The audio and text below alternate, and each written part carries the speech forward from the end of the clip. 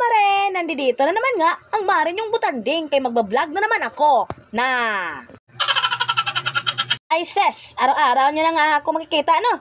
Sana lang talaga hindi kayo maumay kasi ako umay na sa pagmumukha ko. Chares. Sa araw-araw na daily routine namin mag-ina no. Ganun pa rin naman yung kahapon, wala namang pinagbago. Na, ginoko. Grabe naman tong marin yung makakamot sa ulo, oy. Daghan na siguro ni Kuto. Na, gatay. Binihisan ko lang nga dyan si Kuya Adriano kasi syempre, papasok yan sa eskwelahan. Ano pa bang gagawin niya dito sa loob ng bahay? Ito nga. Na, gatay. Ipapakita ko nga sa inyo yung half day ng aking buhay. Kaya hanggang hapon nga lang yung pagbibidyo-bidyuing ko ba. Kaya hindi man kasali yung gabi no. Kaya hindi man bayad yun. Na, misahod ka day. Sana lang talaga no, hindi kayo magsawa sa panonood ng vlog ko ba? Sana naman patuloy nyo pa rin akong suportahan no. Nilalaro-laro ko nga dyan si Kuya Adriano na may kasamang kamot sa ulo. Kaya sige na nagpangatol ng ulo na ako ba? Na siguro ni daghang kuto. Na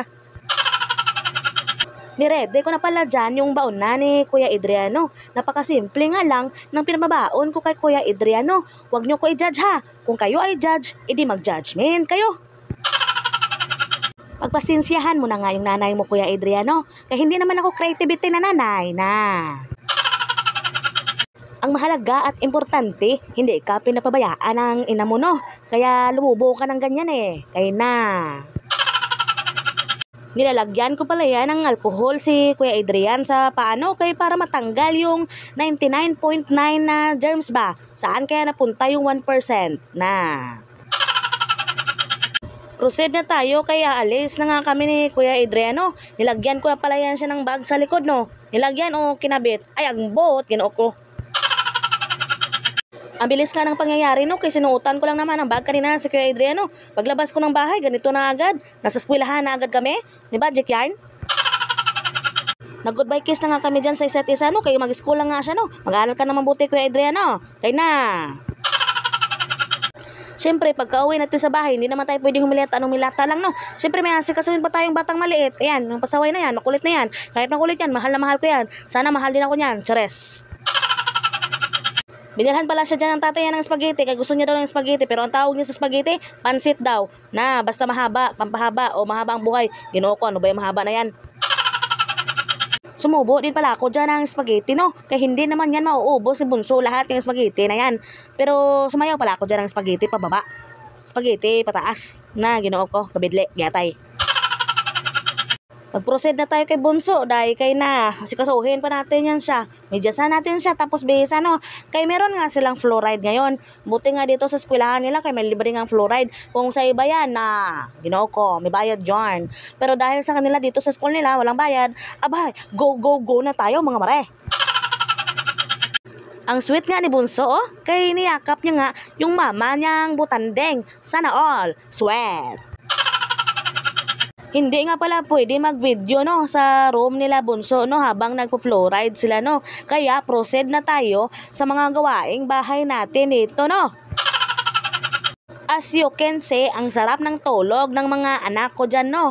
Pagkatapos nga namin kumain sa tanghalian, maya-maya papatulugin ko na yan sila. Kaya para makapagpahinga nga sila. Pero naisip ko nga tabihan sila para makapagpahinga din ako no. Pero saan ba ako pupwesto dyan? Na, ginoo ko. Kaya imbes na matulog ako at magpahinga, hindi na lang tayo magpahinga no. Kaya ang daming ang gawain sa bahay, ginoo ko. Mag-start na nga tayong maglinis dito sa banggirahan namin, no? Sa kusina namin ba, nahugaw kayo? Na, sakit kasi sa mata, oy, kaya maglimpyo-limpyo pod kuno hayta, no? Tinanggal ko lang pala yung mga nakapatong dyan sa taas, no? Sana all na lang talaga. Nakapatong, hoy, wag ganoon, bad yun! Isa-isa ko na palang pinantatanggal yung mga nakasabit na yan. Kaya ang sakit nga sa mata. Wow, masipag yarn. Tinanggal ko na rin pala dyan yung kalan namin no. Ikaw ba mare? Kailan mo ba tatanggalin ang toxic na tao sa buhay mo? Chares! Mag-Spider-Woman muna tayo dito no. Kailalagyan ko nga yan ng Zonrox yung mga itim-itim na yan. Tingnan ko lang talaga kung hindi matanggal yan. Kaya pag hindi matanggal yan na, sila talagang tanggalin sa buhay ko. Chares! Diyos ko mare, mapapaiyak na lang talaga tayo sa Zonrox no. Kaya ang sakit nga sa mata. Akala ko kasi mapapaiyak tayo kapag iniwan tayo. Chares! Saka na tayo mag-makeover ng kusina no. Kung meron na tayong budget no. Sa ngayon, tiis-tiis muna tayo kay pasundrox-sundrox muna tayo no. Na! Pagkatapos natin magbutang og Zonrox diha ay sos. Mag-ready na tayo sa kuskusa no. Kay unsa pa ba himuon nato? Edi kuskus to the left, kuskus to the right, hala kuskus ug maayo jay. Sa laki ba naman ang braso ko syarog dili matanggal ang mga hugaw ane? Na. Pagkatapos nga natin kuskusan niya no, banlawan na natin yan kay para matanggal na yung mga sabon-sabon dyan no. At hindi pa nga ako nakontento dyan no. Pinunasan ko pa nga yan kay para malinis talaga siyang tingnan kahit hindi malinis. Basta tingnan nyo na lang, chares. Ibinalik ko na pala yung kalan dyan kay lilinisan ko nga rin yan. Siyempre linisan natin yan no. Kasi siyempre dyan kaya tayo nagluluto. Dyan tayo nabubuhay. Na, ano ba yan ginoo ko? O baka mamaya sabihin nyo ha, may kamera lang naglilinis ang mare nyo ha. I-off natin yung kamera, tingnan ko lang kung makita nyo kung naglilinis. Na. Ay sus, wag na nating padugay-dugayin no. Kay andito lang nga yung after or before. Ay ambot ginoo ko basta nahumana jud kog limpyo jay. Kaloy-an sa Ginoo, murag wala joy na limpyuhan. Na. O siya, mga mare-pare. Ate at kuya, hanggang dito na lang muna tayo no. Thank you for watching.